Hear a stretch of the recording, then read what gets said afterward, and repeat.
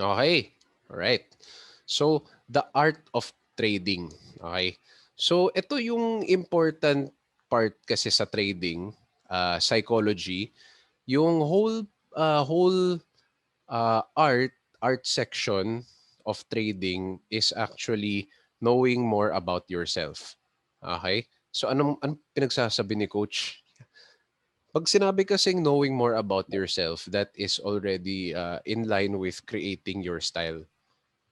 Okay? So, lahat kasi ng traders may kanya-kanya ding style.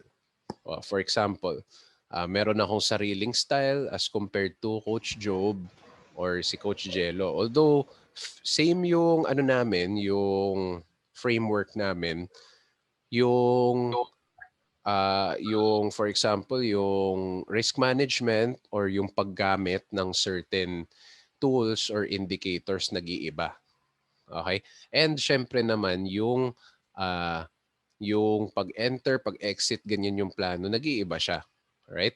So we will already delve into the art of trading. Yung very important part kasi dito is in trading, there is a 20% skills and 80% psychology. So yung art part dito is that 80% psychology na kailangan mo i-develop in accordance to your personality. Okay? Ang gagawin ko lang dito ay bibigay ko kayo ng framework on how traders or professional traders are usually taught pagdating sa psychology, no, doon sa may prop trading company tsaka sa hedge fund. Alright? So yung parang mindset and training, ganyan. So yung mangyayari is bibigay ko to and then siguro kailangan nyo i-try i-apply sa buhay nyo.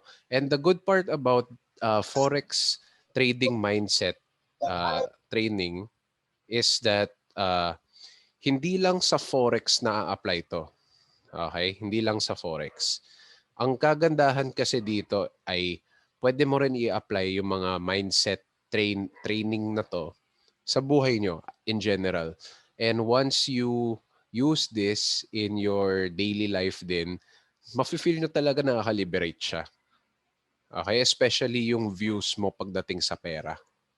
Alright? So let's get started. Yan. Trading in the zone. So meron kasi akong magandang book na binasa dati. Ang tinawag na Trading in the Zone by, I'm not mistaken, Mark Douglas yung pangalan ng author. So isa yan sa mga books na mahilig akong magbasa. Kasi it teaches you how to trade without emotions. Yung parang Buddha ng trading. Ayan, parang ano ka, naka-enlighten ka habang nagcha-charts. Okay? So, siguro bibigay lang ako ng short overview kung ano yung sinabi kasi mahaba din yung book. Ang basically sinabi niya kasi ay when you trade and when you trade in the zone, nakaplano na lahat. Okay? Meaning, whatever you trade, kunyari isang trade na to, wala tong kinalaman sa trade mo dati. Okay? So nag-trade ako ng AUD-JPY, natalo ako, wala tong kinalaman sa next trade ko whether win or lose ako. Okay? Another thing to take note of is that when you have an edge, kunyari, na-perfect mo na yung beat framework tsaka yung mate formula, meron ka na ng edge and then na-perfect mo siya, na-master mo siya, nagkaroon ka na ng let's say 80 to 95% chance of winning. Okay? So meron ka na ng edge and all you have to do is let the edge play out. So anong meaning niyan? Yung nangyayari dyan is, out of 5 trades, kapag sinundan mo yung edge mo or sinundan mo yung trading plan mo, for sure naman, majority ng trades na yan ay mananalo. Right? Kasi proven na ang edge mo. All you have to do is just practice it. And kung na-practice mo naman, tapos over a long period of time, nakita mo na gumagana siya, syempre hindi mo talaga kaya mag-avoid ng losses. But if you notice that, for example, out of 5 trades, 4 yung panalo, isa yung talo, edi alam mong may edge ka na. Alright? And all you have to do is just repeat the cycle all over and over again until nagka-profitable ka. Ito yung kagandahan dito. Trading mechanically, yan kasi yung goal talaga ng isang trader. Kapag nagte-trade ka mechanically, big sabihin fina-follow mo lang yung rules mo parati. So you have this set of rules A to Z. and then fina-follow mo lang, talagang magiging successful ka. Kasi wala dyan sa trading plan mo ang pagiging emotional or ang pagiging FOMO, ganyan, greedy, walang ganyan. Kasi if you just trade mechanically, meaning rule-based ang iyong trading, then okay na yan. Kasi ano siya may edge ka na. So why do you have to go against your edge? So syempre nandiyan yung trading mechanically and trading with a plan. Alright? So yung binigay kasi ni Mark Douglas na example is yung casino. Uh, ang pinag-uusapan natin dyan ay yung casino na banker ha. Hindi yung mga tao sa labas na pumapasok yung mga customer. Ngayon, ang banker kasi doon sa casino, in it sila for the long game. That means, for sure, di ba, mahaba yung hours ng casino. For sure naman, sa gabi na yan, buong gabi na yan, magkaka-net profit ang bankers even though there are a few times na natatalo sila. Kasi, di ba, ang rule sa casino ay yung bankers ay parating may edge. Okay, that's why pagdating sa mga customer, sila naman yung nagsusugal. Yung mga banker hindi nagsusugal kasi nakakalculate na yung edge nila. So nakakalculate na yung probability of their edge and then how many times pwede silang manalo and then how many times yung pwede silang matalo. So kung meron silang edge, for sure 60% minimum of the time kaya nilang manalo. And then only that 40% na matatalo which for sure hindi 60-40 yung edge ng banker. Mas mataas yan. Okay? Kasi bakit? Yung mga casino players, sila naman ay based on greed. Yung mga casino bankers, sila yung based on rules, trading plan, and statistics which tinuruan sila kasi ng casino para gawin yan. Okay? Before they even become a banker, kailangan alam nila kung paano maglaro ng long game. Okay? Ng game na tinitignan lang nila net profits. Wala silang pake kung 2 beses sila natalo, 3 beses sila natalo kasi alam nila na may edge sila. And therefore, the winnings will always be higher. So if you're confident in your edge, hindi ka matatakot kahit ilang beses ka natalo. Okay? And that's why kasama din sa planning natin ang 2:1 na ratio. Or pwede mo sabihin 1.5:1, pero kailangan parating mas mataas ang reward kaysa risk. Bakit? Kasi in the long run, if you have a higher reward to risk, kahit mas madami pa yung talo mo kaysa panalo mo, yung net profit mo ay mas mataas. Okay? So yun, yan yung pinaka-important part dito. And syempre naman when you trade in the zone, you trade without fear. So very important to kasi madami ako naririnig sa mga students, coach, natatakot ako magpasok ng trade. Coach, na anxiety ako bago ko pumasok ng trade. Yan yung isa sa mga very important fears that we have to take note of. Kasi yan yung for one, makaka-miss out ka ng opportunity kapag may ganyang klaseng fear. And second is, kapag may fear ka ng ganito, more often than not, mag-exit ka na maaga. Okay? And kapag nag-exit ka na maaga, sayang baka hindi mo nakuha yung dapat mong ano ba tawag diyan, yung trend for example. Okay? So, ito yung thing Trading mechanically and trading with a plan, kaya i-learn. Okay? Learnable 'yon. All we have to do is just follow the framework. Tapos may routine tayo. Madali lang yun Yung fear yung medyo mahirap tanggalin. Okay? The fear is the hard part to take out. Bakit? Kasi human emotion yan Normal naman talaga sa tao na matakot, especially kapag may risk. Okay? Humans are generally afraid of risk. Siyempre naman, sinong gustong matalo, di ba? Kaya nga nandiyan yung fear of trading.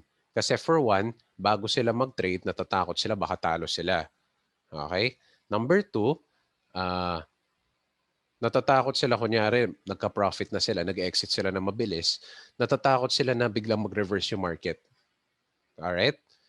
So those are two fears. The thing is, kapag may trading plan ka and mechanically kaya mo magkaroon ng edge, by right dapat nawawala na yung fear. But the thing is, humans being humans, hindi talaga mawawala yung fear unless nag-introspect tayo. And then tayo mismo yung magtanggal ng fear. Alright? So, ang tanong is, Coach, paano natin tanggalin yung fear? Natatakot pa ako eh. Kailangan na muna natin i-examine yung sarili natin. Okay? Saan yung pinaka-root ng fear? And then kailangan natin explain eh. No problem naman na magkaroon ng fear. We have to address yung fear. Parang, okay, admit natin na may fear tayo. Saan galing? So, ito usually, no? The fear usually comes from how we define money. Kasi syempre, kapag nung una pa lang, syempre sa marketing, pag na-introduce ko kayo sa Forex, sabihin ko pera to eh. You can earn money. Okay? You can earn money. So syempre papasok yung mga tao. Dito ako para gumawa ng pera. Eh pag pumasok, bigla na lang natatakot gumawa ng pera. Bakit? Kasi there's also the risk of losing it. So the thing is, bakit nga tayo, bakit malaki yung tingin natin sa pera? Natakot tayong mawalan ng pera. Alright? Ganyan. So let's say you have $200 extra, nilagay mo sa trading mo. Bakit ka natatakot na mawala yan? Okay, why is money such a big thing? Why do we look up to money? Bakit attached tayo doon sa $200 na yan sa trading account? Okay? So siguro gusto ko makita ng onting answers or insights galing sa inyo. Sa tingin nyo, bakit masyadong attached tayo sa pera? Sige nga, tignan ko yung mga magagandang sagot. Yan, nakakahinayang. Magandang sagot yan. Sige, ano pa? Matagal pinag-ipunan. Right, maganda rin yan. Sino pa? Bakit attached tayo sa pera? Any other, valuable. Maganda rin yan. Pinagpaguran.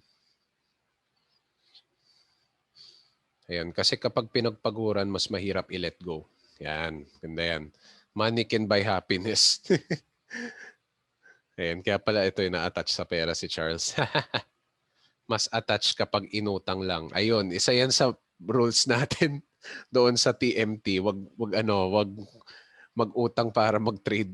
Ang daming nawawalan ng kaibigan diyan. Para sa ano na lang, meron akong tinawagan dati na lead. Nung tinawagan ko, tinanong niya kasi ako kung ang Forex ay kaya magbayad ng ng mga utang. Kasi that time meron siyang utang sa I think doctor, hindi. Nagkasakit yung relative niya, tapos nangutang siya sa kapitbahay para bayaran yung hospital bills. And then after that, nangutang siya sa isa pang kaibigan para bayaran yung kapitbahay. And then somewhere along the line, binayaran niya rin yung expenses niya. So yung nangyari, ang dami na niyang utang. So yung problem kasi dyan is, hinahanap niya yung Forex as a way para bayaran yung utang. So sabi ko sa kanya, ang dami mong utang, ano yung ilalagay mo pang capital? Sabi niya, Coach, may isa pa akong kaibigan na pwede akong mangutang. Sinabi ko, huwag mong gawin yan. Bakit? For one, kapag beginner ka, kailangan mo talagang matalo. Kailangan mo maranasan matalo. Kasi it builds character. Kung never ka natalo, anong klaseng character yung i-build mo, 'di ba? Like for example, parati kang panalo. Sige, masaya ka, 'di ba? May pera ka. And then kapag natalo ka, once lang once ka lang natalo, paano mo ite-take yan? Di magpapanik ka na. So yan yung thing eh. Kailangan masanay din tayo sa talo. So yun, ito madadaming utang din ginagamit niya, yun. Depression. And we are not willing to take the risk pa kasi that's why attached sa money. So yan, magaganda mga sagot. So generally, ang nakikita ko ditong pattern kasi is the reason why we are attached to money is because, ayan, pinaghirapan natin. Kaya sayang nakakahinayang. So attach tayo sa pera. Okay? Pwede pang 'di ba pinaghirapan ko 'yun, mga nag-night shift ako, nag-overtime ako para makaipon yung ganito, tapos biglang mawawala. Yan. Yan yung problem kung bakit nagiging attached tayo sa pera. And for me, getting into Forex, nare-realize ko blockage din yan. Okay? Kasi it takes us away from the mindset na gusto nating matuto. Oh. Isipin mo lang ganito, no, sa school, 'di ba? Tuition fee, magkano usually? Nung especially college, sobrang mahal 'yan. So what is $500 kunyari as parang tuition fee din na pwede mong i-burn, and at the same time there is a chance na pwede ka mag-earn, 'di ba? As compared to college tuition fee. So kung na-burn ang iyong 500 sa pagte-trade, $500, edi parang tuition fee lang din 'yun. Okay? So nakikita mo parang ganyan yung perspective ko pagdating sa pera. Pero kasi perspective depends on different people eh. Pero generally kasi, how we define money is the win-lose factor in forex trading. So kung nanghihinayang tayo na magkakaroon tayo ng loss kasi attached tayo sa pera, then hindrance na yan sa trading. Alright? Biro mo, bigay ko ulit yung example ni babae. Ayun, yung tumawag sa akin. Tapos sabi niya gusto niya mangutang para maglagay ng capital. So yung sinabi niya kasi is, meron akong kaibigan ulit, sabi niya willing naman daw siya na pautangin sa akin basta bayaran ko siya. So ayun, kapag nagkapera na ako sa Forex, di babayaran ko siya. So sabi ko, wait lang, chill ka lang. Ano ba yung assurance mo na magkakapera ka agad? Ayan. So sabi niya, hindi ba kapag nagturo kayo, yun na yun. Sabi ko, it depends on you. Kailangan take responsibility for your own actions. Ang pwede lang namin gawin ay magturo. We can give you all the best strategies in the world. Lahat ng mga strategies na ginagamit ng professionals, pwede namin ibigay yan sa'yo. Pero kung iniisip mo parati na baka mawala yung pera mo habang nagte-trading ka or nagigreedy ka kasi gusto mong bayaran yung utang na mas mabilis, 'di ba? If lahat 'yan ay naghihinder sa trading mo, matatalo ka pa rin.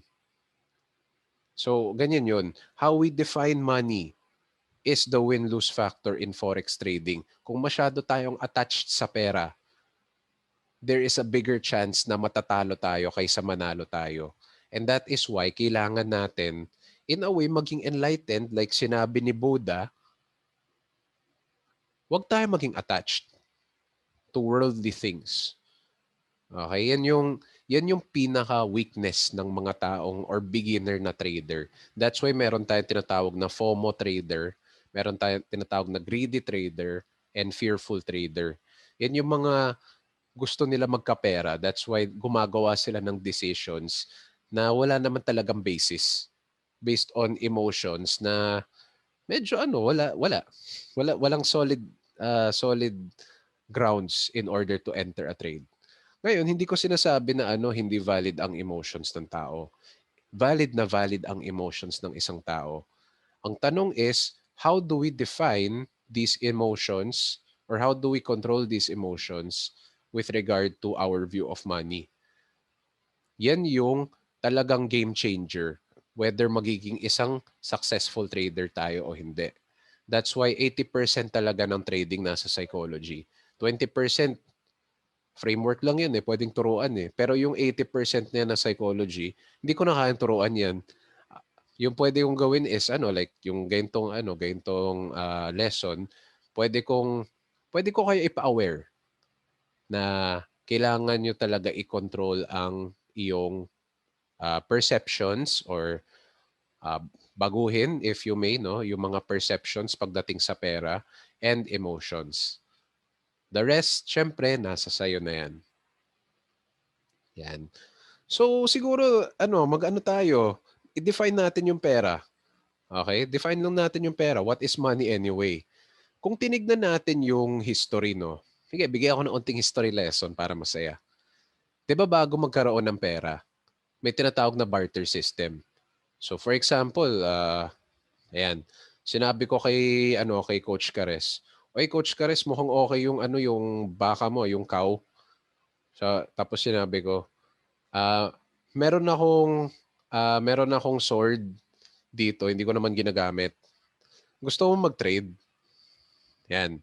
So magte-trade ako ng sword para sa cow ni Coach Kares. Okay? Kasi nagugutom na ako. Gusto ko ng Wagyu beef, kunyari. Tapos si Kares naman, madaming kaaway. So kailangan niya ng sword. Okay? Pero yung thing is, kunyari, kapag binigay ko yung sword sa kanya, tapos kinuha ko yung cow, ayun, 'di ba pumunta na ako sa kitchen ko, ganyan. Nung binuksan ko yung cow, nakita ko na hindi pala gano'n ka-fresh. Okay? Tapos si Coach Kare sabi niya medyo pudpud na onti yung sword. So, may mga feelings yung dalawang nagba-barter, no, na parang lugi, 'di ba? That's why pumasok yung pera. Kasi hindi natin malalaman kung ano yung intrinsic value ng isang good kung hindi tayo naglagay ng value. So, generally speaking, ang pera ay form of communication lang, 'di ba? It is nothing more than something that gives value. Parang nag-aano lang siya. Nagsasabi lang tayo na, okay, para mas madali, hindi na kailangan mag-barter or at least hindi na natin ma-feel na lugi tayo. Ito yung ibibigay natin na value. Okay, using money. Right? And back then, wala pang paper money. Gold standard lang yung meron tayo. So, gold coins. Di ba? So, yun nangyari, isang fresh cow, for example lang, 50 gold coins, 'di ba? Kapag hindi gano'n ka-fresh, edi dapat mas mababa 'yun, 30 gold coins. Kapag ginawa natin 'yan, hindi lugi talaga sa tao kasi there is already yung concept of supply and demand. Okay? So, kapag break down talaga natin yung pera, ano nga ba ang pera? It is just a form of communication and a tool. So, tool para magbigay ng value for goods and services. So ano ba talaga yung important? Yung goods and services, 'di ba? Kasi yun yung kailangan natin eh. Yung pera ay way of communication lang para makuha mo yung goods and services. So, in that aspect, no, bakit ang taas ng tingin natin sa isang tool na nagbibigay ng value, 'di ba?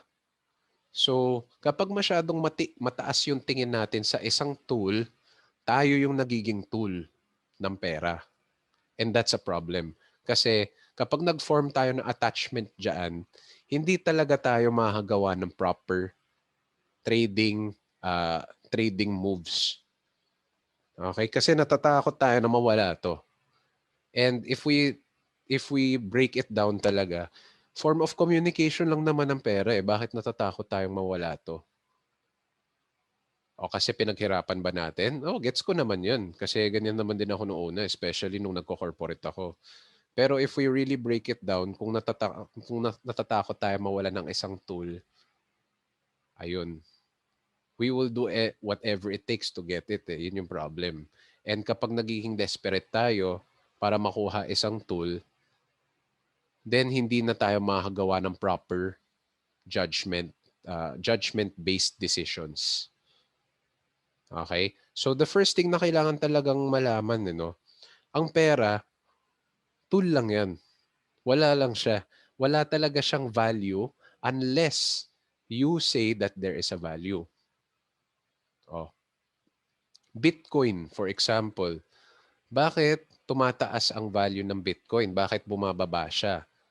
Okay? If we break it down sa human psychology, ganito lang yan eh. Bitcoin is only as valuable as the confidence people gives to it. 'Di ba? Kapag wala naman talaga iniwala sa Bitcoin, let's say walang store in the future ang magtatanggap ng Bitcoin. Kung walang store or walang businesses ang magtatanggap ng Bitcoin, kung na-ban siya, lahat ng tao ay magle-let go ng Bitcoin. So therefore, wala nang confidence ang tao sa Bitcoin, magda-drop yan to zero. Okay?